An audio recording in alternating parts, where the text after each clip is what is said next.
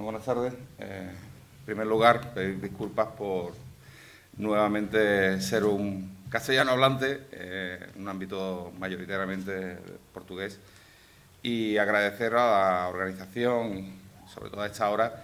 permitirme participar en este evento. Ya a la hora y viendo el día que llevamos, pues justifica que casi pudiésemos estar en una mesa camilla. Yo, visto esto y dado que la temática que pretendía abordar forma parte también de varios grupos de investigación en los que participo, pues casi me conformo con provocar alguna cuestión para que, bueno, alguno pueda trabajar también con estos temas al respecto, ¿no? Voy a obviar la parte de marco normativo de referencia, porque además Sergio me permite que te tutee, además. Alguna ha tocado, porque además tiene mucho que ver alguna cosa con el principio de igualdad y sobre todo con la justificación. Yo parto de una pregunta que creo que es muy importante, ¿no? Muy simple, tan simple como que, bueno, si tenemos que discutir en España la importancia de los planes de igualdad, sobre todo planes de igualdad de género, que es lo que más nos preocupa, partiendo de la premisa que de ciertos sectores se hace, que, bueno, no haría falta, nuestro sistema reconoce el principio de igualdad, lo tenemos suscrito a nivel internacional con normas de distintos rangos, nuestro texto constitucional, nuestras motivaciones, incluso el Plan de Acción sobre Empresas y Derechos Humanos apuesta por ese desarrollo. Otra cosa es que se haga. ¿Por qué tenemos que seguir trabajando tanto, incidiendo específicamente sobre cuestiones concretas? Bueno, pues sí, que pueden tener relación con los Objetivos de Desarrollo Sostenible de la ONU, además específicamente se habla de ello, pero bueno, uno se queda un poquito con la sensación de decir, bueno, esto de la igualdad parece más formal que material, no parece que realmente lo estemos consiguiendo y sobre todo pues cuando hablamos de cuestiones de género, que es donde las solemos plantear. Por eso cobra especial relevancia ese Real Decreto 6/2019 que aparece en nuestro país en marzo de este año, que, bueno, yo lo he llamado una norma transversal porque, bueno, toca muchas cosas en el ámbito del derecho al trabajo, pero también viene influenciada por otros ámbitos, ¿no? Y, como ya hemos anticipado, por cuestiones que tienen bastantes elementos de influencia internacional. Sí que es bastante importante el hecho de que se cambian conceptos de referencia, es decir, empezamos a hablar de conceptos más generales, menos vinculados a una terminología, a un lenguaje más o menos masculino, el hecho de hablar de no maternidad, sino vida familiar, cuestiones de este tipo, y obviamente el centrarme en uno de los aspectos, que es la modificación que se hace sobre los planes de igualdad, especialmente modificando la Ley 3000/2007 de igualdad efectiva. Hay algunas cuestiones, a modo de síntesis, un poco a la hora de trabajar esta referencia, que además son dos articulitos, lo que pasa es que son dos modificaciones muy puntuales, que desde el punto de vista tienen bastante de sacapuntas, porque siguen poniendo de relieve algo que está muy claro, y es que parece que es un proceso de igualdad. Incluso el lenguaje que se utiliza desde ciertos foros para hablar del papel de los planes de igualdad, a mí me preocupa, porque yo no sé si se hace aposta o es que realmente se quiere incidir en eso. Se habla de techos de cristal, paredes de cemento, y eso parece más hacer una obra o estar construyendo algo que lo que realmente tiene que ver con un ámbito jurídico como el que estamos viendo. Sí que es llamativo que se mete un escalonamiento de las medidas en cuanto al tipo de empresa que va a afectar. Esto es a largo plazo, depende de la dimensión. Empresa de 50 a 100 tienes 3 años para negociar, empresa de 100 a 150 tienes 2 años y de 150 en adelante, a 250, pues tienes 1 año.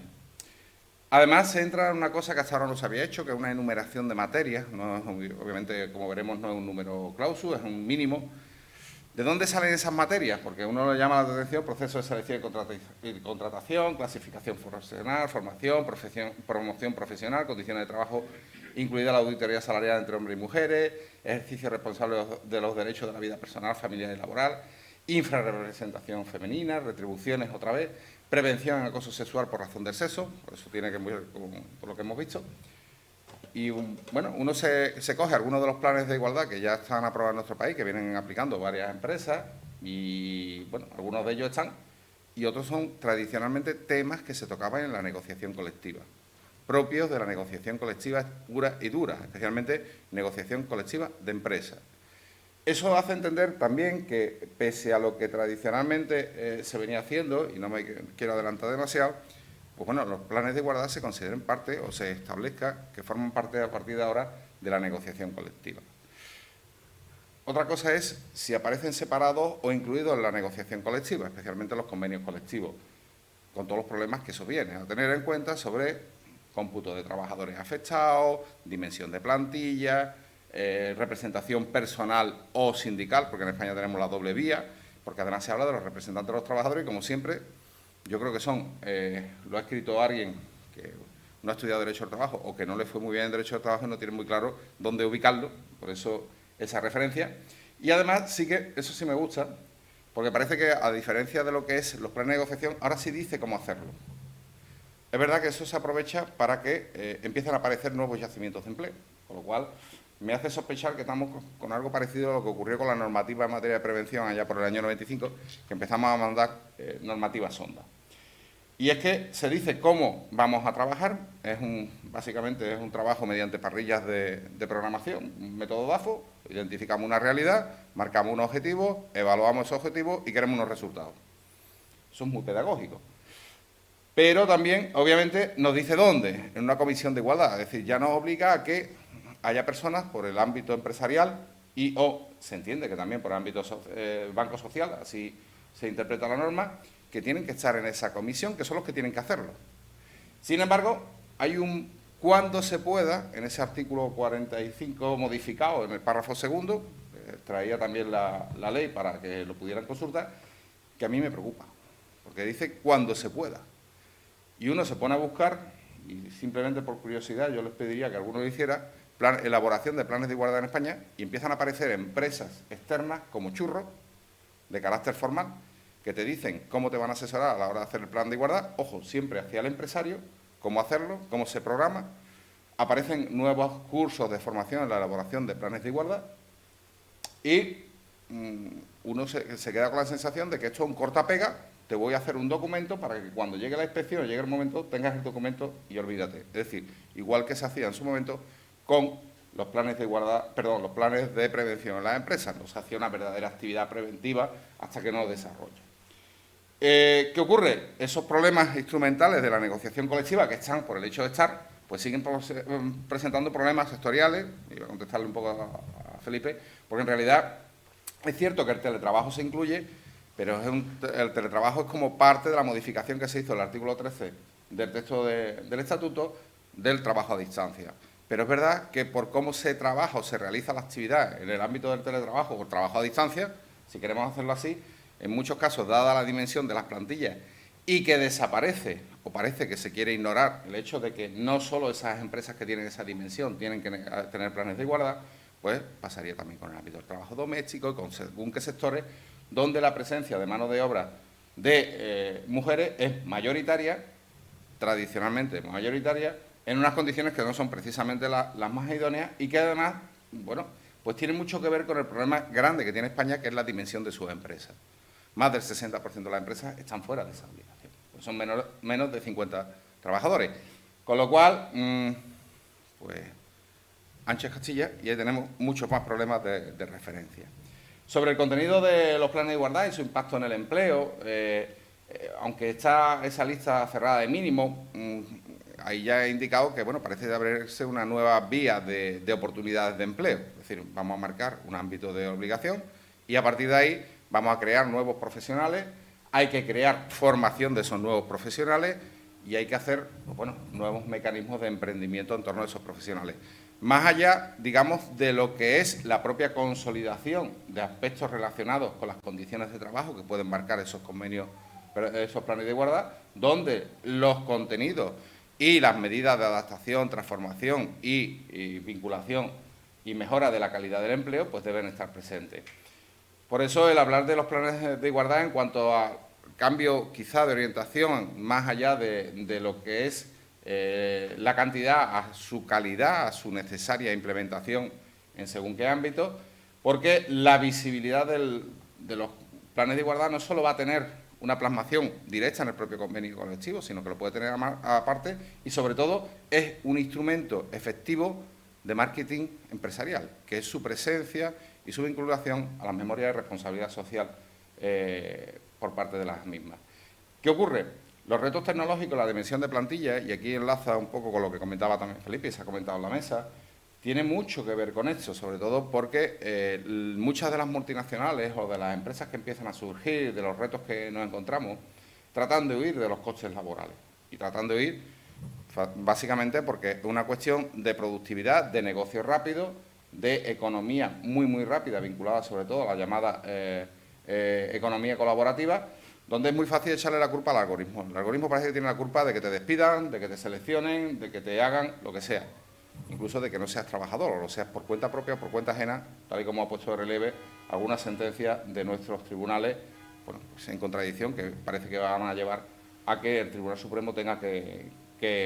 pronunciarse al respecto y que inciden, en muchos casos, sobre el papel de muchas mujeres.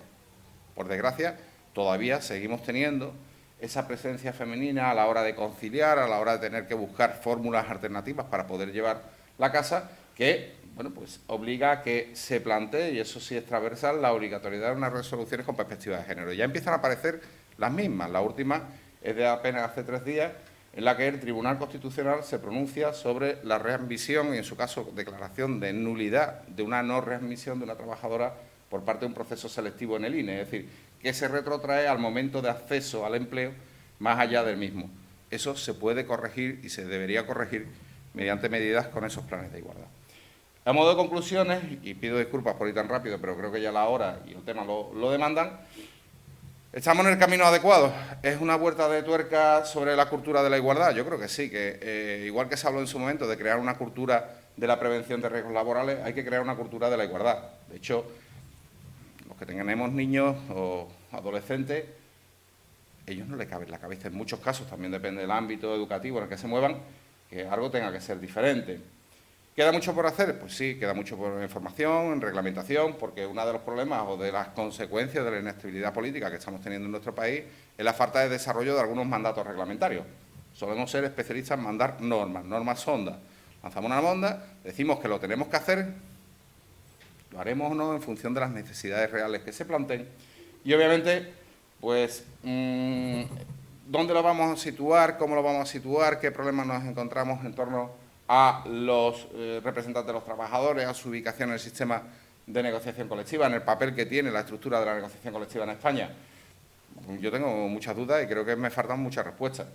Creo que, desde luego, lo que sí está claro es que el principio de igualdad debe ser un elemento esencial de nuestro sistema formativo. Tenemos que empezar a trabajar no ya solo a nivel educativo, sino desde casa, desde nuestro día a día, con esa referencia y, por lo tanto, un valor esencial en la formación humana, más allá de todo, de cualquier cosa, sobre todo trabajando en esa cuestión relacionada con la coeducación, la corresponsabilidad, que a veces se nos olvida, porque es una cuestión de comodidad. Muchas veces yo llego cansado y ¿para qué voy a hacer esto si ya me lo hacen? Pues tu pareja, sea hombre, mujer o quien sea, pues tiene el mismo derecho que tú, porque a lo mejor no está afuera, pero está dentro. Y las obligaciones son absolutamente iguales, por lo menos lo que entiendo. Y quizá aportando o adaptando palabras de Bafarda, que habla de feminismo en singular, hablar de personas en singular. Así que muchas gracias.